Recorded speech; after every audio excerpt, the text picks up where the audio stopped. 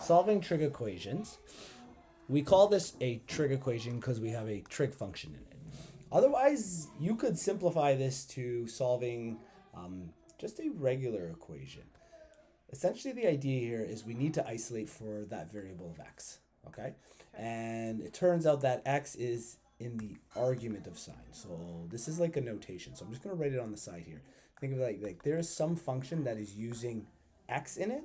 This is the argument to it, just like when we had like function notation and we set some equation equal to it. Sign is the same. Sign has something underneath. We don't usually see it. And the argument is this x value here.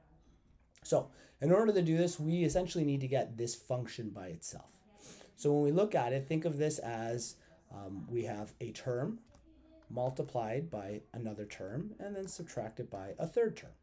So anytime we're trying to isolate for a variable, usually we use something called like reverse BEDMAS. We have BEDMAS to simplify an expression, reverse BEDMAS to help us isolate. So in other words, usually we do the addition and subtraction last. Let's deal with that subtraction first. I'm going to rewrite this. Root 2 times sine x minus 1 equals 0. So that negative 1, we're going to move that to the other side, which is the same idea as adding 1 to each side. What ends up happening here is we're left with root 2 times sine x is equal to just 1 or plus 1. Next step, we still need to get this function by itself so that when this is by itself, we can then isolate for x. Because this is multiplication, okay, because it's times root 2, same idea, if it was any other variable, we need to divide both of the sides by root 2, okay? These two essentially create a 1. Hi, Alyssa.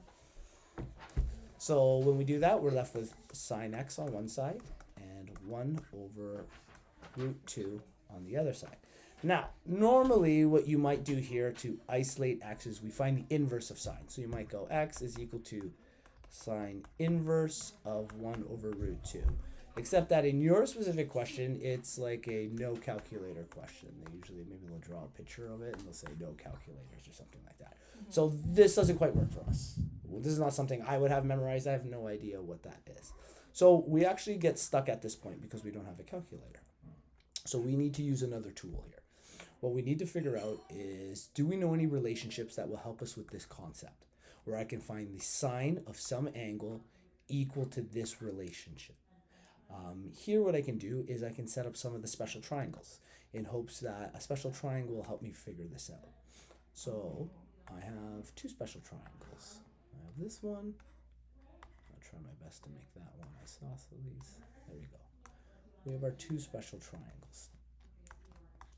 So you have one that is set up like this, which is 45 degrees, or pi over 4, depending if we're working in radians or degrees. Do you guys do radians, or do you guys do, yep, okay, awesome. And then this one here is 90 degrees, which is the same as pi over 2, or 90 degrees, okay? Have you guys done special triangles? Yes. Awesome. So this special triangle, if you use Pythagorean's theorem, you'll figure out that this one becomes 1, 1, and the hypotenuse happens to be root 2. Already when I go and look at this, I got a 1 and I got a root 2. I'm probably using this triangle. I'm going to set my other one up just for continuity's sake, because I always do it, but I can probably already tell that it's going to be this one. Right. The other special triangle is set up so that it has 90 degrees, all right, or again, pi over 2. And then we have two other angles. One of them is 60 degrees and one of them is 30 degrees, okay? And in, we divide by 3, so pi over 6, and this one is, two of those should be pi over 3. That would be in radians. The measurements of the sides are these values. We have a 1, we have a root 3, and we have a 2. I don't know if you have it memorized or not. The hypotenuse is 2, and sometimes it can be difficult to tell which leg the 1 and the root 3 go to. So in my mind, I can recreate this or build this every time as long as I know which of these is greater. And if I think about it for a bit, 1 would be less than root 3. Root 3 is going to be 1 point something. It'll be bigger. So what that means is that will be opposite of the larger angle. Think of it like a crocodile's mouth opening. It gives you a longer distance between the two. So opposite of this should be the longer side, which means this is root 3. And then opposite of the 30 should be the value of 1. Okay, so I've set my special triangles up. 1, 2, root 3. It doesn't really give me a ratio with a 1 and a root 2. But this one does. This one's really nice, actually. I have a 1 and I have a root 2. So my question becomes, can I build a sine ratio from this? If we remember our sine theta, or you could call it sine x, it's up to you, is equal to the opposite over the hypotenuse.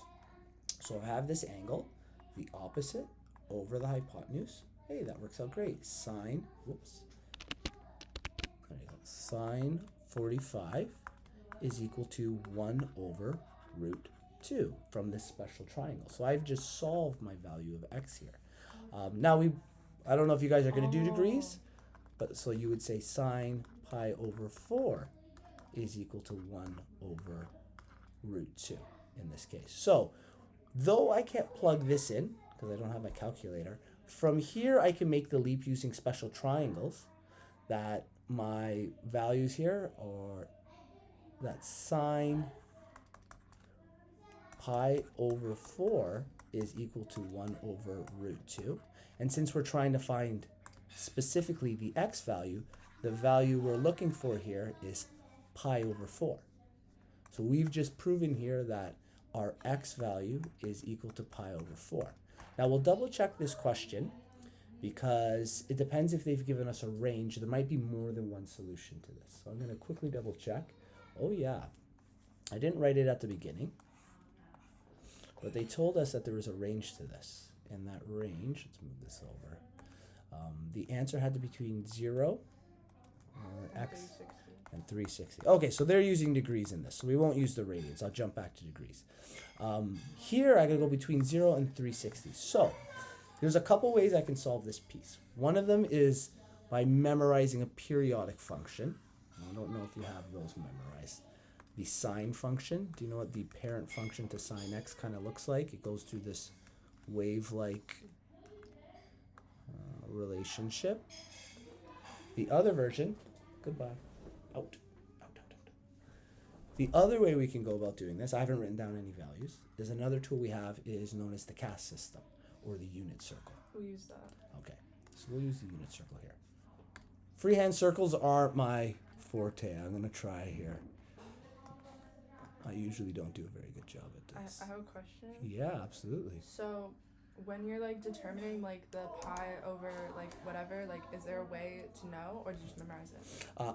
I have some of them memorized, but there's definitely a way of converting degrees to radians. Do you want to go through that idea too? Okay, I'll make a note. Degrees to radians. I'll go through the formula for that piece. Okay. This question happens to be in degrees, so we'll focus on degrees. We'll go back to that piece, but I'll jump back so that you know. So unit circle is the idea is there's a circle and the distance of the radius is 1 unit. Okay. And there's a couple other pieces we attach onto it. This is known as quadrant 1, quadrant 2. They usually use Roman numerals for this. Quadrant 3 and quadrant 4. And there's something called a cast system, which helps us remember what trig ratios are positive in which quadrant. So the cast system is written like this. The C is actually in quadrant 4, C, A, S, T. And what that stands for is all trig ratios are positive here. The sine ratio is positive here. The tan ratio is positive in this quadrant. And the cos ratio is positive in this quadrant. If we're going around a circle, 360 degrees is all the way around the circle. So essentially what we're doing is we're testing for all of these. The first thing that we found is that 45 degrees is one of the answers. We know that from the special triangle that we did, right? We're going to highlight it down here. We had our special triangle, 45 degrees, or pi over 4. We'll talk about radians after, but since this one's in degrees, 45 degrees, that works out. We also got to check out our trig function. What trig function are we using? We're using sine. Well, all of them are positive here, so essentially that acute angle. So we know that for sure we're going to have a solution here. But this is if we look at it, this is also a positive answer. So what other quadrant gives us positive sine ratios? Well, the other quadrant would be this one here, quadrant 2. So in order to figure out another potential solution, is I'm going to draw 45 degrees from the horizontal again, 45 degrees, okay? The only thing is when we have a terminal arm, it's the idea as this is where we start and we go our way around the circle. Our first stop is here, 45 degrees. So one of our answers, x is equal to 45 degrees. But the next one goes all the way around to here. Now 45 degrees is the distance here. I have to use that information to calculate how far I'm traveling to get to this point. Okay? I can remember that a supplementary angle or a straight line is 180 degrees. So in other words, I can go backwards from 180 to figure out what the distance is at this part around the circle. So if I quickly do that, I'm going to say 180, subtract 45, and that will give me 135 degrees. So it turns out x is 45 and 135. I could also draw a 45 here and a 45 here. I have a 45 and a 5, and I can calculate them, but the problem becomes that sign is negative here and negative here, and therefore those answers aren't solutions for us. So when we take a look at this, what we've done is we've now figured out there are two answers to this. We could talk about, if I do it as a sine trig ratio. Have you guys done transforming trig ratios at all? Probably. The other way we could potentially show this is the parent function to a sine wave. The function that we had was root 2 sine x minus 1. We could talk about how this is a vertical, or the amplitude is changing, and it has been shifted, but it might be easier just to work with the unit circle since that's what you're doing. It's like a whole nother lesson for that piece. But we'll do a little recap here, because trig is a lot. We're using a lot of different tools here. First thing is we kind of use reverse BEDMAS to get at least the function by itself, sine x. And then if we had a calculator, we could just use inverse of sine and we would have got our answer. But we get stuck here. If we have no calculator, we have sine x is equal to some ratio. We go over to our special triangles and we try to see, do any of these angles set this ratio up? And we figured out, oh yeah, in this special triangle, 45 degrees, where did I write 45? Here it is. 45 degrees, or pi over 4 for radians, is equal to 1 over root 2. So our potential answer is 45. But since it was between a range between 0 and 36, we have to check this entire unit circle. So we get 45, sine is positive in quadrant 1, and sine is positive in quadrant 2. So we actually get 45 and 135 as our answer. The other two quadrants would be negative, so we don't need to test those two. The last piece we can do, you wanted to talk about going degrees to radians. There's one that you can kind of memorize. 180 degrees and pi are essentially equal. So if we remember that as a piece. The other way you can remember it is circumference of a circle, 360 degrees is equal to 2 pi. 2 pi is the circumference of a circle if it's 1 unit. If you need to convert from degrees to radians, think of setting up an equation using these values. We need to take degrees, 180, and we got to multiply by some value.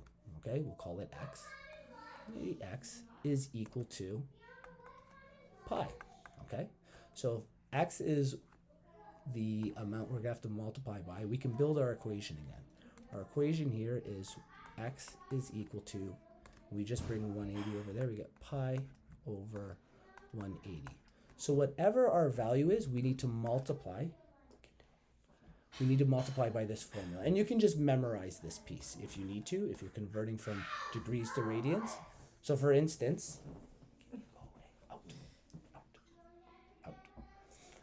for instance, if we have 90, 90, we would multiply by this ratio. So we got to multiply 90 by pi over 180 to turn it into radians. If I multiply, I get 90 pi over 180. These two can be reduced. And if you go through the process, I can divide both this number and this number by 90. This one cancels out, and this becomes a 2. We quickly learn that 90 is equal to pi over 2. So this is a value for converting from degrees to radians. And then you can do actually the reverse, radians to degrees. But if you guys aren't too focused on that, then we're okay. You can kind of leave it at this piece here.